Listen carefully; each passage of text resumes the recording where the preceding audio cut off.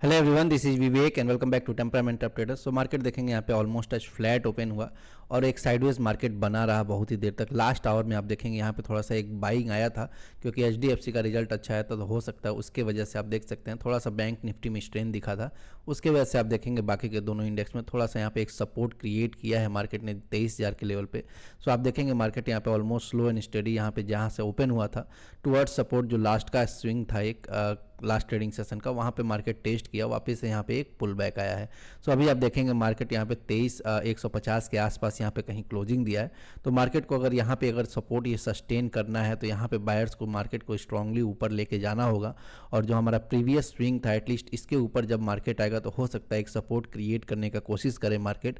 Otherwise market अभी भी negative territory में ही बना हुआ है और यहाँ से कोई भी यहाँ पे शार्प एक सेलिंग में ये कन्वर्ट हो सकता है जैसे ये 23,000 का लेवल ब्रीच करेगा। तो 23,000 का लेवल यहाँ पे बहुत ही ज़्यादा क्रूसियल, अगर ये लेवल ब्रेक होता है तो यहाँ पे इमीडिएट कोई सपोर्ट नहीं है नीचे। तो सो ऐसे लेवल जब भी ब्रेक होते हैं तो यहाँ पे राउंड लेवल ही फिर सपोर्ट की तरह एक्ट करते हैं। जैसे सपोज यहाँ पे 22,800 हो गया या फिर 22,500 हो गया, तो उस केस में यहाँ पे स्लो एंड स्टीडी मार्केट यहाँ पे नीचे आता है और यहाँ पे कोई सपोर्ट जल्दी क्रिएट नहीं हो पाता है। तो यहाँ पे ये लेवल काफ़ी क्रूसियल, अगर बायर्स को यहाँ पे मार्केट को होल्ड करना है इस लेवल से तो हो सकता है बायर इस लेवल को डिफेंड करे 23,000 के लेवल को और यहाँ से मार्केट स्लो एंड स्टीडी यहाँ पे प्राइजेक्शन क्रिएट करके ऊपर जाए। सो हमारे लिए जो इंपॉर्टेंट रेजिस्टेंस हो 23,300 का लेवल और 23,400 का लेवल, इन दोनों लेवल्स पे हमें नज़र बना के रखना है। अगर यहाँ से ये लेवल ब्रेक होते हैं तो हो सकता है हमें बाइंग देखने को मिले। अदरवाइज मार्केट इस जोन में जब तक रहेगा तब तक हमें एक साइडवेज मार्केट देखने को मिलेगा और बार बार यहाँ पे कन्फ्यूजन क्रिएट होगा। सो इस जोन में हमें अभी रिस्क कम लेना है। जैसे ही मार्केट 23,000 के लेवल को ब्रेक करता है या फिर यहाँ पे 23,300 या 400 के लेवल को ब्रेक होता है, देन यहाँ पे हम कुछ रिस्क ले सकते हैं या फिर क्वांटिटी में जा सकते हैं अपने। अदरवाइज इस जोन में थोड़ा हम अलर्ट रह के चलेंगे और इंट्राडे सपोर्ट रेजिस्टेंस में कुछ यहाँ पे ट्रेड ले सकते हैं। आज के दिन मैंने भी कुछ मेजर ट्रेड लिया नहीं, जैसे ही सेकेंड हाफ में एक लगा स्ट्रेन था रहा है ड्यू टू एचडीएफसी रिजल्ट, तो यहाँ पे एक मैंने छोटा सा स्कैल्पिंग करने का कोशिश किया था लेकिन वो मोमेंटम हुआ नहीं था तो एग्जिट कर दिया था। उसके अलावा कोई भी मेजर ट्रेड मैंने आज लिया नहीं। यहाँ पे देखेंगे सेंसेक्स में भी सिमिलर स्टोरी रहा, यहाँ पे कुछ खास प्रीमियम में स्ट्रेंथ दिखा नहीं, मार्केट में भी कोई स्ट्रेंथ नहीं था।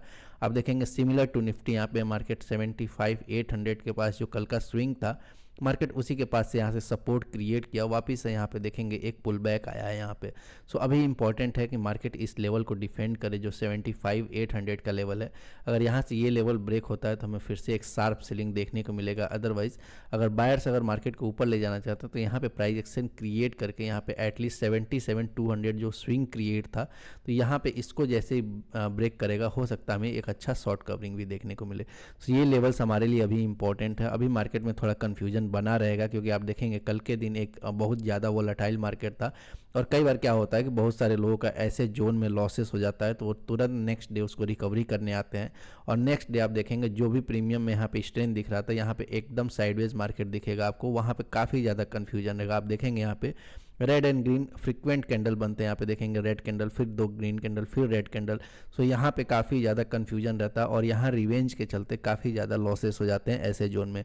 आपको बार बार लगेगा कि मार्केट यहाँ से ब्रेक करने वाला है, ऊपर की तरफ जाने वाला है, फिर नीचे के लेवल्स ब्रेक होगा, लेकिन यहाँ पे आप देखेंगे slow and study market proceed करेगा और यहाँ पे प्रीमियम में कोई स्ट्रेंथ नहीं दिखेगा, जिसके वजह से आप रिवेंज लेने जाएंगे अगर या फिर लॉस रिकवर करने जाते हैं उस केस में आपके लॉसेस और पाइल अप होते जाते हैं। इसीलिए मैं बोलता हूँ कभी भी अगर ज़्यादा लॉसेस हो जाए, आपका माइंडसेट खराब है, तो बेटर है कि आप रेस्ट लीजिए या फिर 2-3 दिन मार्केट से दूर रहिए ताकि आपका माइंडसेट फिर से रिकवर कर पाए।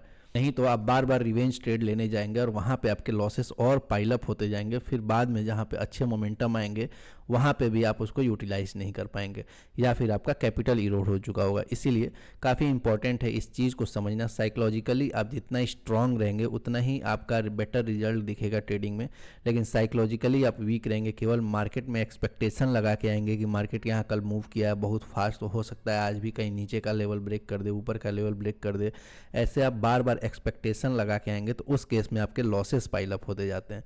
इसीलिए काफ़ी इंपॉर्टेंट है समझना यहाँ पे साइकोलॉजी कैसे वर्क करती है, लेवल्स कैसे वर्क करते हैं, इसको समझना काफ़ी इंपॉर्टेंट है।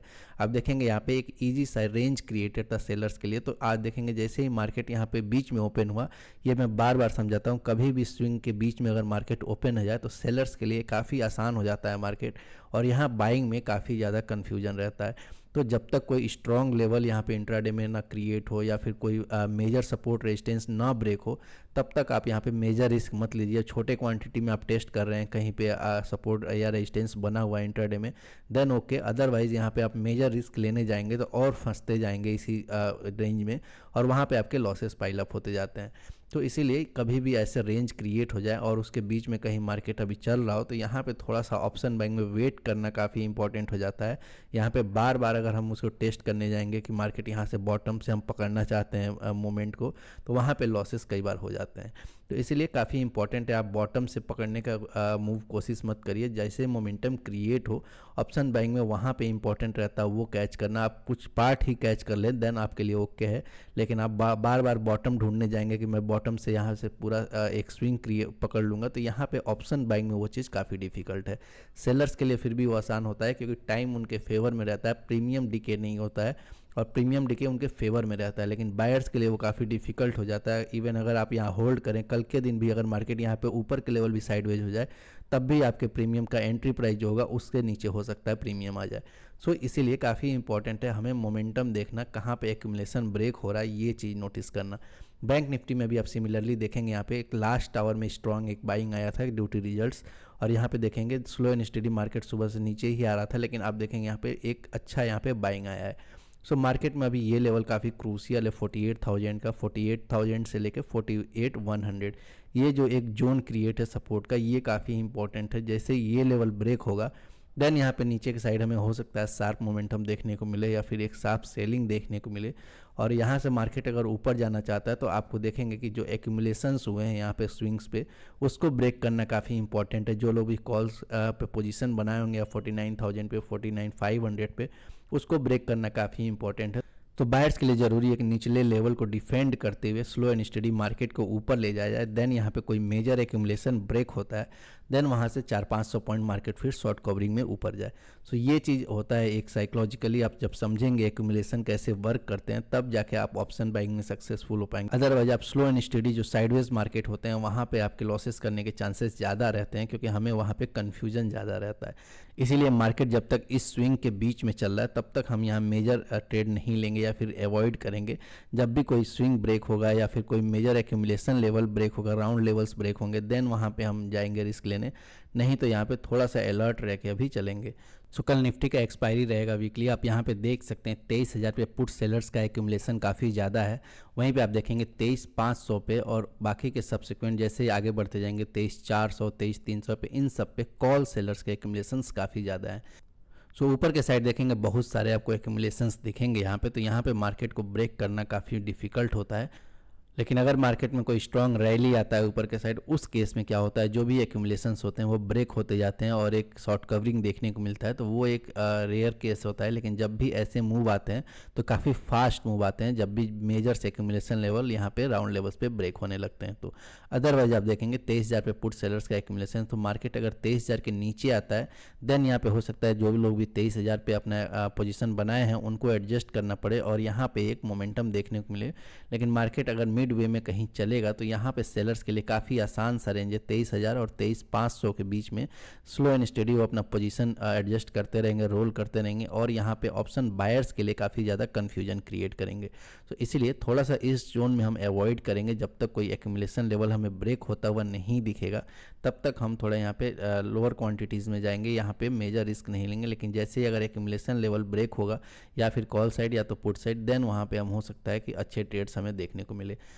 सो आई होप ये वीडियो आपको अच्छा लगा होगा। वीडियो अच्छा लगा तो please like the video, channel पर नए हैं तो please subscribe the channel. Thank you.